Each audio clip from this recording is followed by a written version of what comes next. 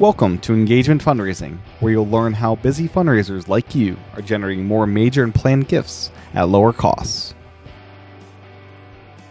Brought to you by iMarketSmart.com.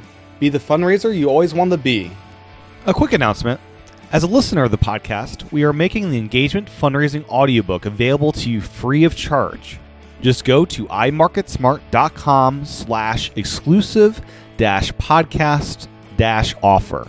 As a thank you for listening, we wanted to give everyone free access to Greg's Engagement Fundraising audiobook that you can get on Audible or Apple Books for $15. Once again, just visit iMarketSmart.com/exclusive-podcast-offer. That's iMarketSmart.com/exclusive-podcast-offer. Thanks for listening to the podcast, and we hope you enjoy Greg's book. Now, on to the episode.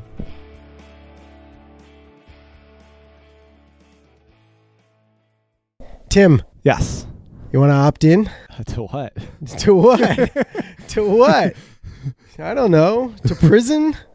Not really. No? That sounds bad. You don't want to opt in? That guy, Jussie Smollett, I guess he opted in for prison. Apparently, he hired two people to beat him up. I don't know. It's crazy. So he opted into prison. We don't opt into prison. You shouldn't opt into prison. No. But you opted into this place. Yeah. You want Smart. to? You opted into Market Smart. Thank you. Yeah. So hold on. We have a process. Yes. You have to take the survey. Take a survey, which do what we do with our customers. Makes sense. And I mean, people could go to our website right now and go to the careers page and they could see our survey. yeah. We ask potential employees to opt in. They can get alerts about when there's new positions available. They have to fill out the survey if they're interested, give us their resume. Because otherwise, you know what happens is you advertise and then people just throw their resume at you. It's like, let me put it everywhere and see See what happens. Yeah. See, they spray and pray. And this is how they market themselves. Yeah. Let's just spray my resume all over the place and see who right? Right. And you know, on our end, what happens is we get hundreds of resumes. Right. And then I have to read them. Yeah. So I said, screw that. Let's distill this by having people upload their resume, but more importantly, take a survey Yeah. to explain to us why they're interested in this job. And if they're not interested in taking the time, Yeah. then they disqualify themselves. Right. It's a magical tool I created for hiring. Even when you interview here, you interview with several people and they tell you that you should interview us even more than we interview you because we want you to opt in to this place. Right.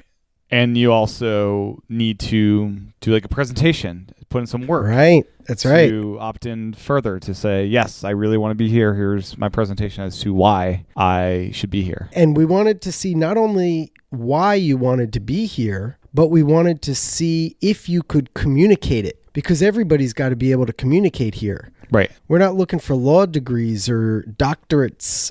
We're looking for people who can communicate. Yeah. And that's every department. Yeah. So why the hell am I talking about this? Do you know why? Opting in and opting out, that's the thing. We're going to talk about it. Opting in. This is a funny thing. A lot of our customers, before they become customers, they don't know, and it's not their fault. Look, major gift officers and legacy gift officers are not marketing experts. A, that's A. Yeah. B, they don't know about opt-in and opt-out laws. Yep. Because those laws, whether they're GDPR in Europe or the Can-Spam Act in the U.S., Yep. those laws, especially, well, the GDPR applies to nonprofits, but in America, in the U.S., the Can-Spam law actually doesn't apply to nonprofits. If you're a nonprofit, you can spam people. Yeah. It's okay. Yep. They got out of that. Donors probably won't like that, though. Well, donors don't like it, but that don't matter. Don't matter. They still do it. So they spam people. Yeah. Whether you opt in or opt out. So we have customers who become customers after we explain. We're like, so you hired one of these marketing agencies for your fundraising, or you hired one of those so-called planned gift marketing companies who encourage you to spam people. They're like, well, hold on. If they donated, then you can email them. No, that's not true. I mean, you can because it's not against the law. Right. But will you piss off your donors? Hell yeah. So hold on, though. Then they think, well, I'm going to create this fancy schmancy plan giving newsletter and I'm going to email it out to everybody. Duh, yay. And then they get like 3 clicks, maybe. Sure. And then they're like, there. It worked. It worked. Yeah. It's like, how many did you send out? 400,000. All right, and maybe not that. Maybe they sent out 40,000. Maybe they sent out 4,000. Yeah. Okay, so you got a handful of clicks. So you just annoyed like 3,996 people. Yeah. Happens every day, all day long. And you and me are on the other end, and we're like, why are they annoying us? Why is it so irrelevant? I didn't opt in for this. I opted in to learn about events for the organization, volunteer opportunities. I probably didn't even opt in for that. All I did was friggin' donate. I didn't opt in. Donating is not opting in. Donating is donating. Yeah. It's different. So fundraisers, just because you're allowed to spam people or junk mail them or telemarket them, doesn't mean it's cool. In many cases, they may feel okay doing it because the opt-in stuff is written in a way that is tricky to a normal person. Oh, that's a good idea. Yeah. Here, when we're building our relationship with a donor, our most vital asset, someone who can make or break whether we stay in business or not, let's trick them. Let's start the relationship with deceit. That's a good idea. Why? Let's do that. That's what the marketing expert, who's 24 years old and down the hall from me, says that we should trick them. Yeah. That's a good idea. That's a stupid idea. You understand me? I That's do. a dumb idea. Here's the thing. Donors are getting fed up with this crap. Yeah, and everybody from this last Giving Tuesday, the numbers weren't so good this year. Yeah. Oh, I wonder why. And we've talked about this before. I got from one organization, I got 5 emails in one day. Wow. And I got 2 like the prior week. Hey, we're getting ready for Giving Tuesday. And then don't miss out on Giving Tuesday, but you could give now if you want. And then on the day, it's like, it's Giving Tuesday. And then, hey, you haven't given yet. Did you realize it's Giving Tuesday? And then another Giving Tuesday, your gift would mean so much. And then finally, like, only 2 hours left. And then only 1 hour left. I'm like, oh my God, you just spammed me 5 times. Yeah, I think the organizations that probably saw the most success this last time around with Giving Tuesday, gotta imagine it's gotta be more viral with a friend shared on one of the social media networks that, hey, I just gave on Giving Tuesday, and I kind of believe it's more organic like that versus the spam method. Yeah, it's like the friggin' Hunger Games. The charities, they're like, oh, it's Giving Tuesday. Let's go murder competition. We got to get out there more than the others because this is the day. It's Giving Tuesday. We got to murder everybody. Yeah. And then we'll win. You won't win. I think it's hitting a point of diminishing returns. Yeah. It was a good idea. It really was. Yeah. And then it just got polluted. Let's spam people. Come on. What value do the donors get out of that? It's so mean. This episode is brought to you by us here at MarketSmart and Engagement Fundraising by Greg Warner. In this quick break, I want to remind everyone to go to imarketsmart.com/exclusive-podcast-offer to download the Engagement Fundraising audiobook for free. This offer is only available to listeners of the podcast. It's our way of saying thank you for listening, and we really hope you enjoy the book. Once again, go to imarketsmart.com/exclusive-podcast-offer to take advantage of this promotion, available only to listeners of the podcast. Now, back to the episode. This goes back to what I've always said about the Milgram experiment. I always compare it to that. That's the experiment 60 years ago where they tried to figure out, why do people torture others? Why do people hurt others? And what they found is that when authority tells someone to do it, like board members or leadership or senior vice presidents tell a lowly employee that they need to raise more money and you can do it this way, the authority figure tells them to do it and they do it. Because the moral compass in themselves is lifted because it's on that person. That's right. Yeah. The boss told me to do it. I did it. Yeah. And they've seen people do outrageous things, shocking people with, that's the Milgram experiment. They shocked people. Yeah. Why'd you do it? Because the authority figure told me to do it. So this is what happens in nonprofits. They're like, well, I'm allowed and my boss told me to do it and it's my job. I'll just keep pounding these poor donors. I won't offer them any value. And they didn't opt in. You got to get people to lean in. Yeah. And how do you do that? You provide value and you make them feel good. So you got to provide offers that will make them feel good. It's really simple. It's in my book. Yeah. But that's hard, though. That's harder than just writing an email or sending out some junk mail. Because you also have to write smaller targeted emails that are purpose-driven versus one mass email to everybody. That's right. Yeah. It's very personal and relevant, and you have to think. How do we provide value to this person or these 12 people or these 1,200?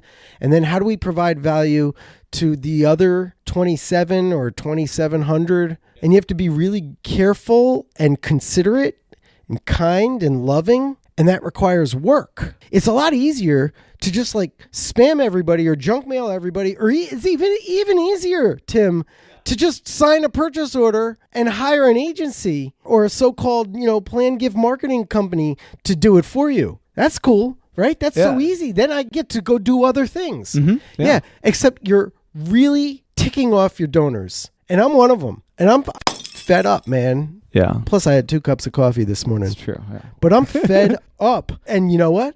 The retention rates show it. The number of people giving as a whole is going down. Yeah. And I saw that guy, Robert Reich. I think he was in the Obama administration, like Department of Labor or something, right? Yep. He wrote a book saying that there needs to be more democratization in giving. He's scared that the wealthier are getting wealthier and they're making up a bigger portion of the giving pie. We see that. And fewer of the middle class and the lower class, of course, fewer regular folks are giving. So his recommendations actually don't address the problem of the wealth gap or the incentive to give. The incentive to give. Look, the uber wealthy, Jeff Bezos is not getting spammed. No, he probably doesn't have a public email address or doesn't share that. Yeah. And he's not getting telemarketed. You can't get through to Jeff Bezos, Bill Gates, right? So their retention rates are double the rest of us.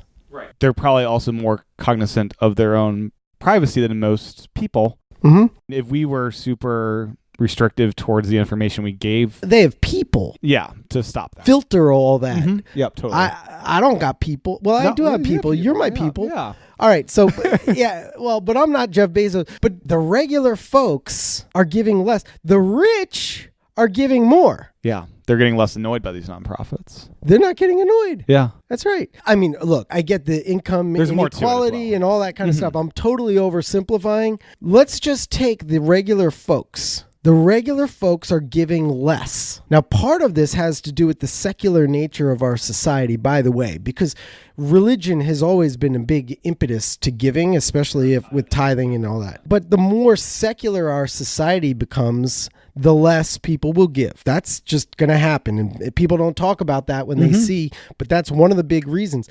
Another reason, though, is because charities are pummeling the crap out of these very nice giving people, and they jump around from one charity to another to find a home that they can be a partner with and love. And then finally they give up and they say, you know what, it's not worth it. And they opt out because they never opted in. Yeah. And they got pummeled. It's not fun. No. It's not fair. Here's what we're going to do, by the way, since you're kind of in charge of it. Yeah. You're going to send an email out to our database. I mean, what do we got now? 30,000 leads? We get too many leads. We have a lot of leads. We get a lot of leads. Too many. We have more leads than we have salespeople, just like most nonprofits have more donors than they have major gift officers. Yeah.